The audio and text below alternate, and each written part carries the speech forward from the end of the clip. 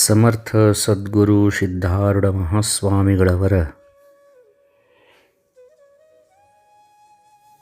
ಶ್ರೀಚರಣಗಳನ್ನು ಹೃನ್ಮಂದಿರದಲ್ಲಿ ಸ್ಮರಿಸಿಕೊಂಡು ತನ್ನ ಭಕ್ತರನ್ನು ಇರಿದು ನೋಡುವನು, ಕೊರೆದು ನೋಡುವನು. ಅದರಲ್ಲಿ ಅಂಜದೆ ಅಳುಕದೆ ಇರತಕ್ಕ ನಿಜ ಭಕ್ತರ ಮನೆಯಲ್ಲಿ ಆಳಾಗಿಪ್ಪನು ಸುಳ್ಳಲ್ಲ ಅಂತ ಹೇಳಿಕಾರ ದೇವರನ್ನು ಕುರಿತು ಬಹಳ ಸುಂದರವಾಗಿ ಹೇಳ್ತಾರೆ. ಇಲ್ಲಿ ಏನಂದ್ರೆ ಪರಮಾತ್ಮ ತನ್ನ ಭಕ್ತರನ್ನು ಇರಿದು ನೋಡ್ತಾನಂತ ನೋಡ್ರಿ, ಕೊರೆದು ನೋಡ್ತಾನಂತ. ಅದಕ್ಕೆ ಯಾವುದಕ್ಕೂ ಅಂಜಲಿಲ್ಲ, ಅಳಕಲಿಲ್ಲ. ತನ್ನ ಮ್ಯಾಲಿಟ್ಟಂಥ ಭಕ್ತಿಯನ್ನು ಭಕ್ತ ಕಡಿಮೆ ಮಾಡಲಿಲ್ಲ ಅಂದ್ರೆ ಆ ಭಕ್ತನ ಮನೆಯ ಆಳಾಗಿ ದುಡಿತಾನಂತ. ಇರಿದು ನೋಡುವನು, ಕೊರೆದು ನೋಡುವನು ಅಂದ್ರೆ ಕೊಡಬಾರದ ಕಷ್ಟಗಳನ್ನು ಕೊಡ್ತಾನೆ. ಎಷ್ಟು ಕಷ್ಟಗಳನ್ನು ಕೊಡ್ತಾನಪ್ಪ ಅಂದ್ರೆ ನಾವು ಬದುಕಬಾರದಪ್ಪ ಅನ್ನೋ ಮಟ್ಟಕ್ಕೆ ನಮ್ಮನ್ನು ಒಯ್ತಾನೆ. ಸಮಾಜದೊಳಗೆ ಮರ್ಯಾದೆ ಇಲ್ದಂಗೆ ಮಾಡ್ತಾನು, ದುಡ್ಡಿನ ಕೊರತೆ ಬರೋ ಹಂಗೆ ಮಾಡ್ತಾನು, ಆರೋಗ್ಯದ ತೊಂದರೆಗಳನ್ನು ಮಾಡ್ತಾನು. ಹಿಂಗೆ ಅನೇಕ ರೀತಿಯಿಂದ ಕಷ್ಟಗಳು ಬರ್ತಾವೆ. ಎಷ್ಟು ಕಷ್ಟ ಬಂದ್ರೂ ಸಹಿತ ಹೆದರಲಾರ್ದ ಮತ್ತು ಆ ಪರಮಾತ್ಮನಲ್ಲಿಟ್ಟಂಥ ನಂಬಿಕೆಯನ್ನು ದೃಢವಾಗಿ ಯಾವ ಭಕ್ತ ಇಟ್ಕೊಳ್ತಾನ, ಕಡೀಕ ಆ ಪರಮಾತ್ಮ ಆ ಭಕ್ತನ ಮನೆಯ ಆಳಾಗಿ ಕೆಲಸ ಮಾಡ್ತಾನಂತ ನೋಡ್ರಿ. ಅವನ ಅನುಗ್ರಹ ಆಗಬೇಕಷ್ಟ. ಅದಕ್ಕೆ ನಾವೆಲ್ಲ ಏನು ಮಾಡೋದಂದ್ರೆ ಬೇಕಾದಂಥ ಕಷ್ಟ ಬಂದ್ರೂ, ಏನು ತೊಂದರೆ ಆದ್ರೂ ಆ ಭಗವಂತನ ಮೇಲೆ ಇಟ್ಟಂತಹ ನಂಬಿಕೆಯನ್ನು ಎಂದೂ ಕಡಿಮೆ ಮಾಡಬಾರ್ದು. ಮತ್ತು ಯಾರಲ್ಲಿನೂ ಭೇದ ಭಾವವನ್ನು ಮಾಡಬಾರ್ದು. ಯಾರನ್ನು ಹೀಯಾಳಿಸಿ ನಿಂದ ಮಾಡೋ ಕೆಲಸ ಎಂದೂ ಮಾಡಬಾರ್ದು. ಏನು ಮಾಡಿದ್ದೆಲ್ಲ ಪರಮಾತ್ಮ ನಮಗೆ ಚಲೋನ ಮಾಡಾಕತ್ತಾನು, ಇಷ್ಟ ಮನುಷ್ಯನ್ಯಾಗ ದೃಢವಾದ ಸಂಕಲ್ಪ ಮಾಡಿಕೊಂಡು ಏನು ಪರಿಸ್ಥಿತಿ ಬರ್ತೈತೋ ಅದನ್ನು ಎದುರಿಸೋಕ್ಕೆ ಅವನಲ್ಲಿನ ಮತ್ತು ಪ್ರಾರ್ಥನೆ ಮಾಡೋದು. ಸಂತ ತುಕಾರಾಮರು ಒಟ್ಟ ದುಡಿದಿಲ್ಲ ಅಂಥೇಳಿ ತಿಳ್ಕೊಂಡು ಅವ್ರ ಹೆಂಡತಿ ಜೀಜಾಯಿ ಏನು ಮಾಡಿರ್ತಾಳೆ ಅಂದ್ರೆ ತನ್ನ ತವ್ರ ಮನೆಯಿಂದ ಸಾಲ ಇಸ್ಕೊಂಡು ಬಂದು ಒಬ್ಬರ ಕಡೆಯಿಂದ ಒಂದು ದೊಡ್ಡ ರಸವಾಳಿ ಕಬ್ಬಿನ ಹೊರಿ ತಂದು ಕೊಡ್ತಾಳೆ. ಕೊಟ್ಟು ಏನು ಮಾಡ್ತಾಳಂದ್ರೆ ಈ ಕಬ್ಬರಿ ಮಾರಿ ಬಾ ಅಂತ ಹೇಳ್ತಾಳೆ ಆಕಿ ಗಂಡಗೆ. ತುಕಾರಾಮ್ ಮಹಾರಾಜರು ಹತ್ಕೊಂಡು ಹೊಕ್ಕಾರ, ಖರೆ ಯಾರು ದಾರ್ಯಾಗಿ ಕೇಳ್ತಾರೋ ಅವ್ರಿಗೆ ಒಂದೊಂದು ಕಬ್ಬಿನ ಗಣಿಕೆ ಕೊಟ್ಕೊಂತನ ಹೋಗಿಬಿಡ್ತಾರೆ. ಅರ್ಧ ತಾಸ್ನಾಗೆಲ್ಲ ಕಬ್ಬು ಖಾಲಿ ಇತ್ತು, ಬರೀ ಒಂದು ಕಬ್ಬು ಉಳಿತು. ಹೊಳ್ಳಿ ಬಂದ್ರೆ ಜೀಜಾಯಿ ಭಾಳ ಸಂತೋಷಪಟ್ಲು. ನನ್ನ ಗಂಡ ಅರ್ಧ ತಾಸ್ನಾಗ ಕಬ್ಬು ಮಾರಿಕೊಂಡು ಬಂದಂತ ಹೇಳಿಕ್ಯಾರ. ಎಷ್ಟಕ್ಕೆ ಮಾರಿದಿ, ಎಲ್ಲೈತಿ ದುಡ್ಡು ಅಂತ ಕೇಳಿದ್ಲಿ ಹೆಂಡತಿ. ತುಕಾರಾಮ್ ಮಹಾರಾಜರು ಹೇಳಿದರು, ಎಲ್ಲಿ ದುಡ್ಡು ಹಂಗೆ ಕೊಟ್ಟನೆ ಎಲ್ಲರಿಗೂ ಅಂದರು. ಪಾಂಡುರಂಗನ ಸ್ವರೂಪದಾರ ಅಂತೇಳಿದು ಎಲ್ಲರಿಗೂ ಕೊಟ್ಟು ಬಿಟ್ಟೆ ಅಂದರು. ಇದು ಒಂದೇ ಉಳ್ದೈತೆ ನೋಡ ಕಬ್ಬು ಅಂದರು. ಆ ಕಬ್ಬಿನ ಗಳ ತಗೊಂಡು ಜೋರ ತುಕಾರಾಮರ ಬೆನ್ನಿಗೆ ಹೊಡೆದಳ ಸಿಟ್ಟಿನಿಂದ ಹೆಂಡತಿ. ತುಂಡಾಗಿಬಿಟ್ಟು, ಎರಡು ತುಂಡಾದವು. ತುಕಾರಾಮ್ ಮಹಾರಾಜರು ನಗಾಕತ್ರು. ಪಾಂಡುರಂಗ, ನಿನ್ನ ಲೀಲಿ ಎಷ್ಟು ದೊಡ್ಡದಪ್ಪ. ನಾನು ನನ್ನ ಹೆಂಡತಿ ಇಬ್ಬರಿದ್ವಿ, ಒಂದೇ ಕಬ್ಬಿನಗಳ ಉಳಿಸಿದ್ದಿ. ಎಷ್ಟು ಲಘುನ ನನ್ನ ಮನದ ಇಚ್ಛೆಯನ್ನು ತಿಳ್ಕೊಂಡು 2 ಕಬ್ಬು ಮಾಡಿಕೊಟ್ಟಿಪ್ಪ ಅಂತೇಳಿಕಾರ ಸಂತೋಷನ ಪಟ್ಟಿದ್ರು, ಸಿಟ್ಟಾಗಲಿಲ್ಲ. ಹಂಗೆ ಏನು ಕಷ್ಟ ಬಂದರೂ ಏನು ಪರಿಸ್ಥಿತಿ ಬಂದರೂ ಸಹಿತ ನಿನ್ನ ಕೃಪಾ ಅಂತ ಹೇಳಿಕಾರ ಮತ್ತು ಅವಾಗ ಜೋತು ಬೀಳೋದ್ರಿ. ಅಂದ್ರೆ ನಾವು ಏನು ಮಾಡ್ತೀವಿ ಅಂದ್ರೆ ಬೇಕಾದಿದ್ರೂ ಸಹಿತ ಪಾರಾಕ್ಕಿವಿ. ಯಾಕಂದ್ರೆ ನಮ್ಮನ್ನು ಪಾರು ಮಾಡುವ ಜವಾಬ್ದಾರಿಯನ್ನು ಆ ದೇವರನ್ನು ತಗೋತಾನೆ. ಅದಕ್ಕೆ ಧೈರ್ಯದಿಂದ ಜೀವನ ಸಾಗಿಸ್ಬೇಕು. ರೇವಣಸಿದ್ದಪ್ಪ ಅಂತ ಹೇಳಿಕಾರ ಒಬ್ಬ ಮಾಸ್ತರ್ ಇದ್ದರು. ಬಿಜಾಪುರ ಜಿಲ್ಲೆ ಒಳಗೆ ಬರುವಂತಹ ಇಂಡಿ ಅದೊಂದು ತಾಲೂಕು ಕೇಂದ್ರ. ಅಲ್ಲಿ ರೇವಣಸಿದ್ದಪ್ಪ ಮಾಸ್ತರ್ ಅಂತಿದ್ದರು. ಅವರು ವಚನಶಾಸ್ತ್ರೊಳಗೆ ಭಾಳ ಬಲ್ಲಿದರಿದ್ದರು. ಮತ್ತು ಸಮಯ ಸಿಕ್ಕಾಗ ಅಥಣಿಗೆ ಬಂದ ಶಿವಯೋಗಿಗಳ ಸನ್ನಿಧಿಯಲ್ಲಿ ತಮ್ಮ ಸೇವಾ ಮಾಡ್ತಿದ್ದರು. ಒಂದು ಸಾರಿ ಅಥಣಿಗೆ ಬಂದರು ರೇವಣಸಿದ್ದಪ್ಪ ಮಾಸ್ತರು. ಚನ್ನಬಸವ ಪುರಾಣ ಪ್ರವಚನ ನಡೆದಿತ್ತು. ಅದನ್ನು ಕೇಳಿ ಆನಂದ ಪಡ್ತಿದ್ದರು. ಆವಾಗ ಶಿವಯೋಗಿಗಳು ಏನು ಮಾಡಿದ್ರಂದ್ರೆ ಆ ಮಾಸ್ತರಿಗೂ ಸಹಿತ ಪ್ರವಚನ ಹೇಳೋಕೆ ಅವಕಾಶ ಕೊಡಿಸಿದರು. ಮಾಸ್ತರು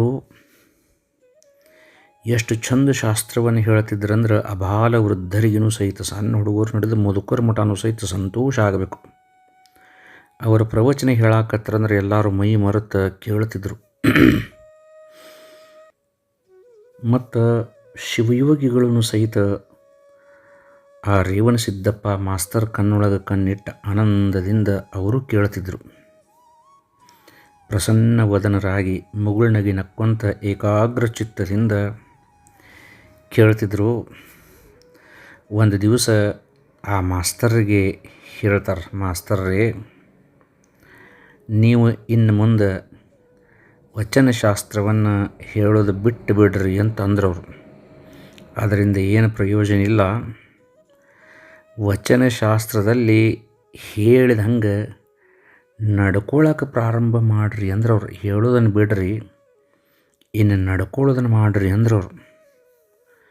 ಮತ್ತೊಂದು ಮಾತು ಹೇಳ್ತಾರೆ, ಮಾತಿನ ಒಂದು ಮಾಲೆಯನ್ನು ಕಂಠದೊಳಗೆ ಹಾಕಕ್ಕೆ ಬರ್ತೈತನ ಬರೋದಿಲ್ಲ, ಅದಕ್ಕೆ ಆಚರಣೆ ಮುಖ್ಯ ಐತೆ. ಅದಕ್ಕೆ ಹೇಳೋದನ್ನು ಬಿಟ್ಟು ನೀವು ಬರೀ ನಡ್ಕೊಳ್ಳಿಕ್ಕೆ ಪ್ರಯತ್ನ ಮಾಡಿರಿ ಅಂತ ಅಂದು ಅವರ ತಲೆ ಮೇಲೆ ತಮ್ಮ ವರದ ಹಸ್ತವನ್ನಿಟ್ಟು ಆಶೀರ್ವದಿಸಿದ್ರು ನೋಡ್ರಿ ಅಥಣಿ ಶಿವಯೋಗಿಗಳು. ಆವಾಗ ಮಾಸ್ತರ್ ಏನು ಮಾಡಿದ್ರಪ್ಪ ಅಂತಂದ್ರೆ ಪ್ರವೃತ್ತಿನ ಅವ್ರದ್ದು ಪಲ್ಲಟ್ಟಾಗಿ ಹೋಗಿಬಿಡ್ತು.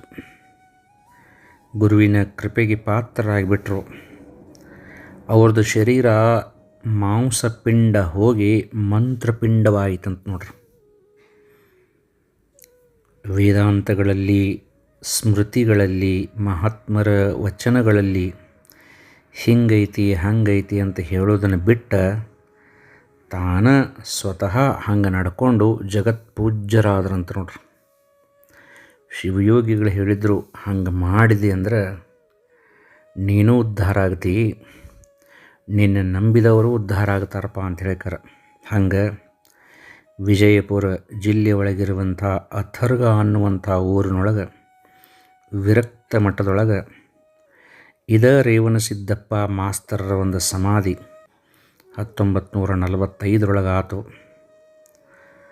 ಅವರ ಒಂದು ತೋರುಗದ್ದಿಗೆಯನ್ನು ಸಾವಿರಾರು ಜನ ಬಹಳ ಭಕ್ತಿಯಿಂದ ಅಲ್ಲಿ ನಡ್ಕೊಳ್ತಾರೆ.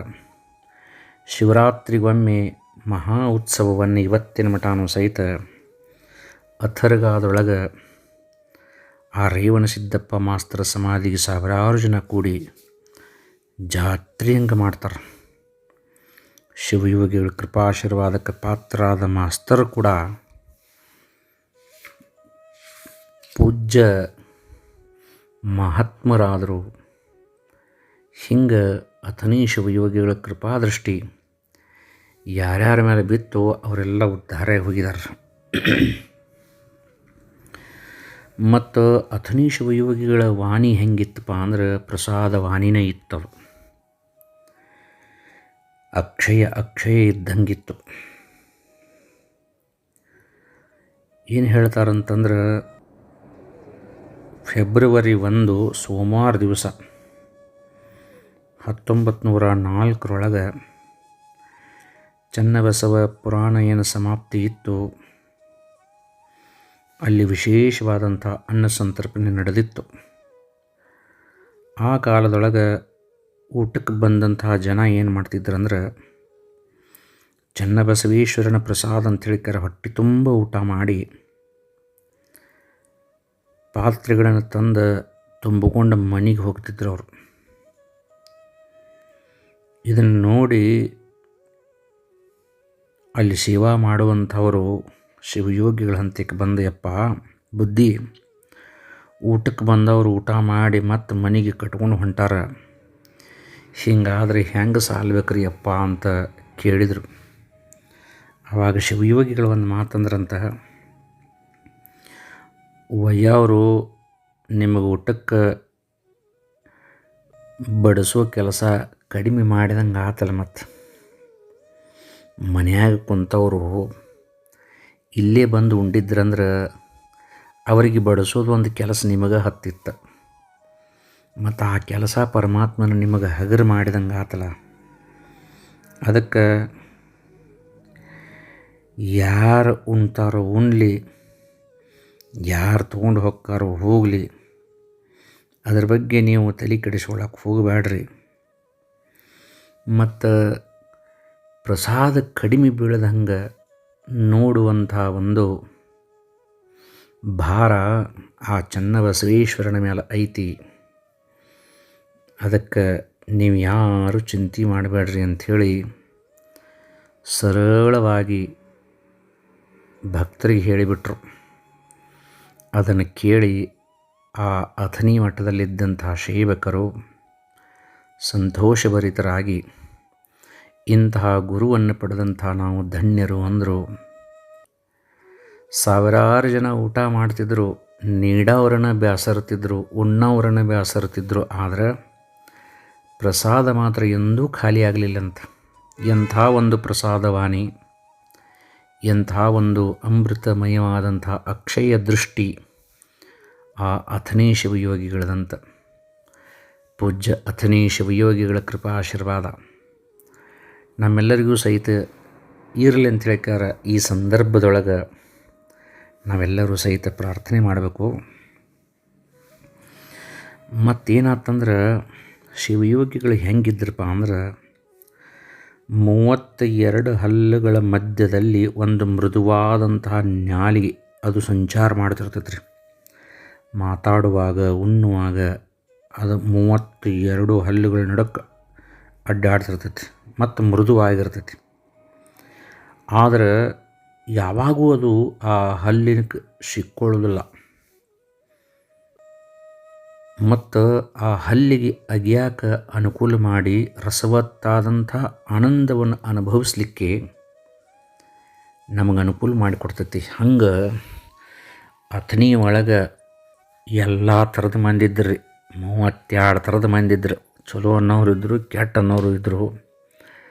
ಅವ್ರು ಎಲ್ಲರ ನಡಕ್ಕೆ ಶಿವಯೋಗಿಗಳು ಹೆಂಗಿದ್ರಪ್ಪ ಅಂದ್ರೆ ನಾಲಿಗೆ ಇದ್ದಂಗೆ ಇದ್ರಂತ ನೋಡ್ರಿ.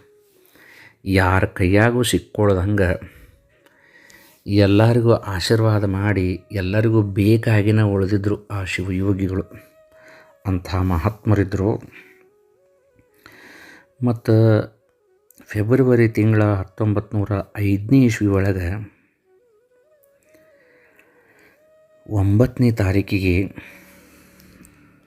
ಅಥಣಿ ಶಿವಯೋಗಿಗಳ ಒಂದು ಇಚ್ಛೆಯ ಮೇರೆಗೆ ಗಚ್ಚಿನ ಮಠದೊಳಗೆ ಅಲ್ಲಮ ಪ್ರಭುದೇವರ ಒಂದು ಪುರಾಣ ಮತ್ತು ಆರಂಭ ಆತ್ರಿ.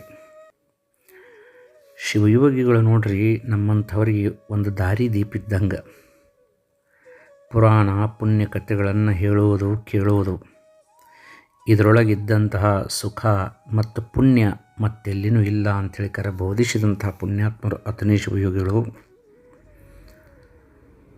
ಕೀರ್ತನಕಾರರು, ಗವಾಯಿಗಳು, ಪಂಡಿತರು ಎಲ್ಲರೂ ಬಂದು ಅಲ್ಲಿ ಏನು ಮಾಡ್ತಿದ್ರಪ್ಪ ಅಂದ್ರೆ ತಮ್ಮ ವಿದ್ವತ್ತನ್ನು ತೋರಿಸ್ತಿದ್ರು. ಧಾರ್ಮಿಕ, ಸಾಮಾಜಿಕ ಮತ್ತು ನೈತಿಕ ವಿಷಯಗಳ ಬಗ್ಗೆ ತಮ್ಮ ಉಪನ್ಯಾಸಗಳನ್ನು ನೀಡ್ತಿದ್ರು. ಪ್ರಭುದೇವರ ಒಂದು ಪುರಾಣ ಅಂದ್ರೆ ಅದೇನು ಸಾಮಾನ್ಯನ ಅಂತ. ಆ ಪ್ರಭುದೇವರ ಮಹಿಮೆ ಅತ್ಯಂತ ಅಗಾಧವಾದದ್ದು. ಶೂನ್ಯ ಸಿಂಹಾಸನವನ್ನು ಏರಿದಂತಹ ಪರಮಾತ್ಮ ಅಲ್ಲಮಪ್ರಭು ಅವರು ಪುರಾಣ ಅಂಥೇಳಿ ತಿಳ್ಕೊಂಡು ಮತ್ತು ಅಲ್ಲಿ ಸಾವಿರಾರು ಜನ ಕೂಡ್ತಿದ್ರು. ಅಲ್ಲಿದ್ದಂಥ ಹಿರಿಯರು ಮತ್ತು ಅಲ್ಲಿ ಕೆಲಸ ಮಾಡುವಂಥವರು ತುಪ್ಪವನ್ನು ಮಿತಿಮೀರಿ ಬಳಸಾಕತ್ರಂತ. ಆವಾಗ ನಮ್ಮ ಹತೋಟಿ ಒಳಗೆ ನಾವು ಬಳಸಬೇಕಪ್ಪ ಅಂತ ಒಂದು ಮಾತು ಶಿವಯೋಗಿಗಳು ಅಂದಿದ್ದಕ್ಕೆ ಹಿರಿಯರು ಏನಂದ್ರಂದ್ರೆ, ಬೇಕಾದಷ್ಟು ಬರಲ್ರಿಪ್ಪ, ಬಳಸಲಿ, ನಾವು ಗಟ್ಟಿದ್ದೀವಿ, ವ್ಯವಸ್ಥೆ ಮಾಡ್ತೀವಿ ಅಂದ್ರೆ ಅವ್ರು ಆತಂದ್ರೆ ಶಿವಯೋಗಿಗಳು. ಮುಂದೆ ಏನಾಗಕತ್ತಂದ್ರೆ